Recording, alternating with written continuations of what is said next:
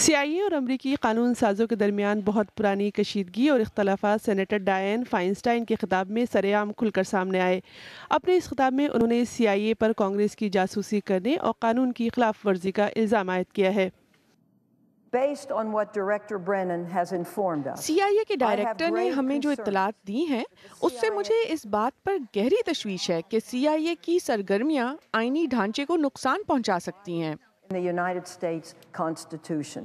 9/11 کے حملوں کے بعد CIA پر حراست و تفتیش کے مبینہ خفیہ سینٹر بنانے کے تنازع کے بعد اس پر لگنے والا یہ نیا الزام ہے۔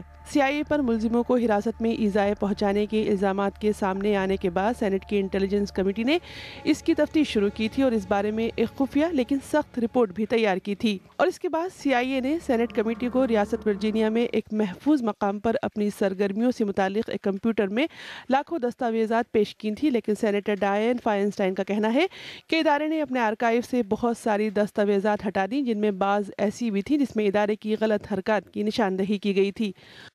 لیکن CIA کے ڈائریکٹر کا کہنا ہے کہ انہوں نے ان کمپیوٹرز میں مداخلت نہیں کی ہے۔ CIA پر سینٹ کے کمپیوٹر ہیک کرنے کا جہاں تک الزام ہے وہ بالکل غلط ہے۔ ہم ایسا کیوں کریں گے؟ یہ سمجھ میں آنے والی بات ہی نہیں ہے۔ اس معاملے کو محکمہ انصاف کو بھیج دیا گیا ہے، لیکن سینیٹر فائنسٹائن کا کہنا ہے کہ کانگریس کی نگرانی کا اختیار داؤ پر ہے۔